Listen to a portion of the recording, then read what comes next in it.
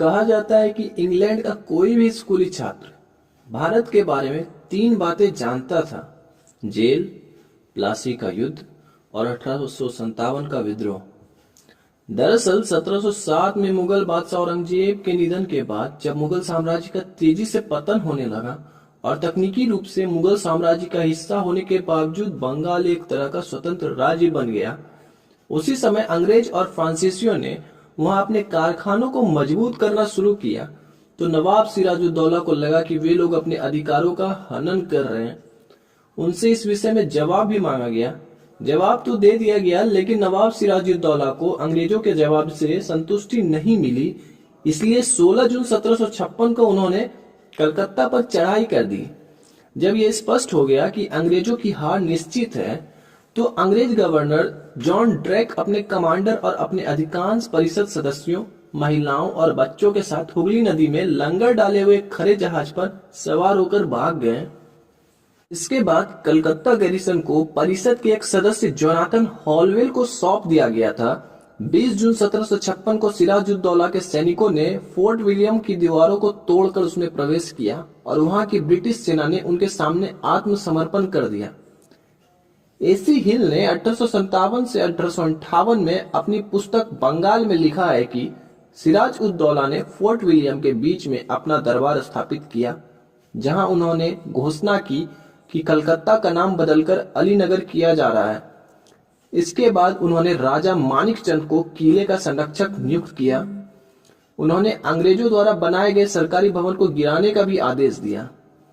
उन्होंने कहा कि यह इमारत व्यापारियों के लिए नहीं बल्कि राजकुमारों के लिए उपयुक्त है। फिर उन्होंने नमाज अदा की और अपनी कामयाबी के लिए अल्लाह का शुक्र अदा किया। जोनाथन हॉलवेल ने बाद में अपने लेख बंगाल प्रांत में दिलचस्प ऐतिहासिक घटनाएं में विस्तार से बताया कि मुझे हथकड़ी लगाई गई और नवाब के सामने पेश किया गया। नवाब ने मुझे अपने हाथ खोलने का आदेश दिया और मुझसे वादा किया कि मेरे साथ कोई भी दुर्व्यवहार नहीं किया जाएगा। साथ ही उन्होंने ब्रिटिश प्रतिरोध और गवर्नर ड्रेक के व्यवहार पर नाराजगी व्यक्त की। कुछ समय बाद सिराजुद्दौला उठे और बेदरबर्न के एक अंग्रेज के घर में जाकर आराम करने चले गए। एसी हिल ने लिखा, नवाब के कुछ सिपाहियों ने छोटे पैमाने पर लूटपाट शुरू कर दी। उन्होंने कुछ अंग्रेजों को लूटा, लेकिन उन्हें किसी भी तरह से गाली नहीं दी। उन्होंने कुछ पुर्तगाली और आर्मेनियाई लोगों को खुला छोड़ दिया और फोर्ट विलियम से बाहर आ गए। लेकिन कुछ ही घंटों में नवाब के सैनिकों ने हॉलवेल और अन्य कैदियों के प्रति अपने दृष्टिकोण बदल दिया। हुआ यूं कि एक अंग्रेज सिपाही ने नशे के धुत में पिस्तौल निकालकर नवाब के एक सैनिक को गोली मार दी।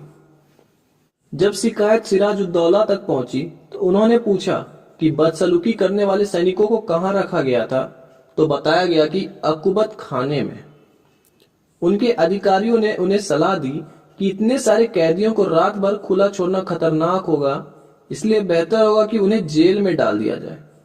सिराजुद्दौला ने ऐसा ही करने का आदेश दिया, जिसके बाद नवाब के सिपाहियों ने अंग्रेज अफसरों की रैंक की परवाह किए बगैर कुल 146 अंग्रेजों को कैद करके 18 फुट लंबे और 14 फुट चौड़े कैद खाने में बंद कर दिया गया।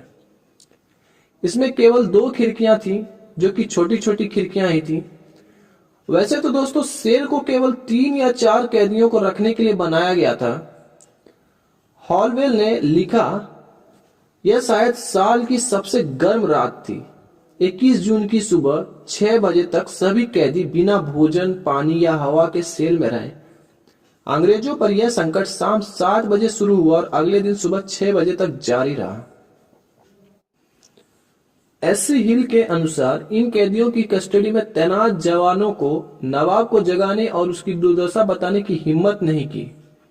जब सिराजुद्दौला खुद जागे और उन्हें कैदियों की स्थिति के बारे में बताया गया, तो उन्होंने कोठरी का दरवाजा खोलने का आदेश दे दिया।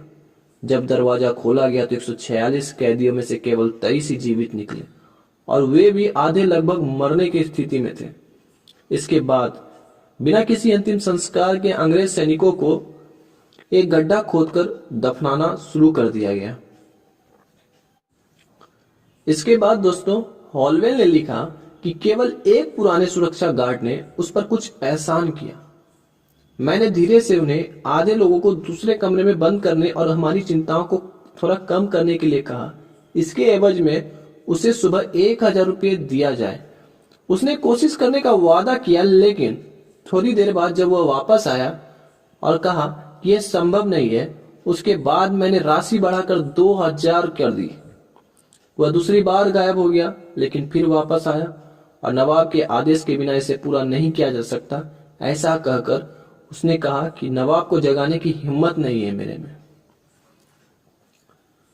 रात 9 बजे जब लोगों को प्यास लगने लगी तो हालात बिगड़ने लगी, तो एक बूढ़े सिपाही को उन पर दया आई। वे एक जग में पानी लाए और खिड़की की सलाखों से पानी ले गए। हॉलवेल लिखते हैं, मैं आपको बता कैसे सकता हूं कि मेरे साथ क्या हो रहा था। दूसरी खिड़की पर जब खड़े लोग पानी पीने की आस से खिड़की के बाहर निकल गए, वे पानी के लिए इतनी तेजी से भागे कि उसी रास्ते में कई लोगों को उन्होंने कुचल दिया। मैंने देखा कि थोड़ा सा पानी उन्हें शांत करने के बजाय उनकी प्यास बढ़ा रहा था। एक तरफ हवा की आवाज गूंज रही थी, तब वे सिपाहियों को क्रोध में उन पर गोली चलाने के लिए भड़काने लगे, ताकि अगर उनको गोली मार दिया जाएगा तो कम से कम उन लोगों की मौत हो जाएगी, उन लोगों को इस कष्टदायक जिंदगी से छुटकारा मिल जाएगा। हॉलवेल ने बाद में मारे गए लोगों के लिए एक स्मारक बनाया, कुछ साल बाद, जो बिजली गिरने से बुरी तरह क्षतिग्रस्त हो गया था। ईंट के स्मारक को फोर्ट विलियम के तत्कालीन गवर्नर जनरल फ्रांसिस हेस्टिंग्स ने ध्वस्त कर दिया था। 1902 में वायसरॉय लॉर्ड कर्जन ने जेल से थोड़ी दूरी पर डलहौजी स्क्वायर में उनकी याद में एक और संगमरमर का स्मारक बनवाया। लोगों के अनुरोध पर इसे 1940 में सेंट जॉर्ज चर्च के प्रांगण में ले जाया गया, जहां आज भी यह मौजूद है। कुछ इतिहासकारों ने हॉलवेल की व्याख्या पर सवाल उठाया है। एस.सी. हिल ने लिखा, हॉलवेल द्वारा बताई गई 123 मौतों में से केवल 56 रिकॉर्ड में। प्रमुख भारतीय इतिहासकार जद्दूनाथ सरकार का मानना है कि हॉलवेल ने अपने विवरण में मरने वालों की संख्या को बढ़ा चढ़ाकर पेश किया। सरकार अपनी पुस्तक द हिस्ट्री ऑफ बंगाल में लिखती है कि इस युद्ध में इतने सारे अंग्रेज मारे गए थे, सिराजुद्दौला के पास इतने सारे अंग्रेज से मिलने का सवाल ही नहीं है। बाद में जमींदार भोलानाथ चंद्र ने 18 से 15 फीट का बांस का घेरा बनाकर उसमें लोगों को इकट्ठा किया। इसकी संख्या 146 से काफी कम थी। हॉलवेल के विवरण ने मुर्दा घर में उन सभी को दिखाया गया जो कि लड़ाई में पहले ही मारे गए थे या जिनके पास बचने या बचने का कोई रिकॉर्ड नहीं है। जाने माने इतिहासकार विलियम डैल्रिम्पल ने अपनी हाल ही में प्रकाशित किताब द एनार्की में लिखा है कि हाल के शोध के अनुसार इस सेल में 64 लोगों को रखा गया था, जिसमें 21 लोगों की जान बचाई गई थी। घटना के 150 साल बाद भी इसे ब्रिटिश स्कूलों में भारतीय जनता की बर्बरता की मिसाल के तौर पर पढ़ाया जाता था, लेकिन गुलाम हुसैन खान समेत उस समय के इतिहासकारों के लेखन में इसका कोई जिक्र नहीं है। इस घटना को भले ही इतिहास के पन्नों में बढ़ा चढ़ाकर पेश किया गया हो, लेकिन ब्रिटेन में राष्ट्रवाद को बढ़ावा देने के लिए इसका बड़े पैमाने पर इस्तेमाल किया गया। रॉबर्ट क्लाइव ने 7 अक्टूबर 1756 को विलियम मोबार्ट के एक पत्र में लिखा कि इस घटना को सुनकर हर किसी का दिल दुखा और घृणा से भर गया। यह गुस्सा खासकर सिराजुद्दौला के खिलाफ है, जिसने हमसे कलकत्ता छीन लिया और जो हमारे देशवासियों का हत्यारा है। जिस सहजता से कलकत्ता पर कब्जा किया गया, उसने भी हमें अपमानित किया। ब्रिटिश हलकों में एक व्यापक भावना थी कि ब्रिटिश गरिमा को स्थापित किया जाना चाहिए और बदला लिया जाना चाहिए। निकोलस डक्स ने अपनी पुस्तक में लिखा है कि ब्लैक होल एक किंवदंती बन गया था और इसे भारत के लोगों द्वारा ईस्ट इंडिया कंपनी के बहादुर व्यापारियों के उत्पीड़न के रूप में चित्रित किया गया था। घटना के 1 साल बाद यह खबर लंदन पहुंची, वह भी जब हॉलवेल खुद विमान से लंदन पहुंचे। इसके बाद इस घटना को 1757 में नवाब सिराजुद्दौला पर हमला करने के बहाने के रूप में अंग्रेजों द्वारा इस्तेमाल किया गया था।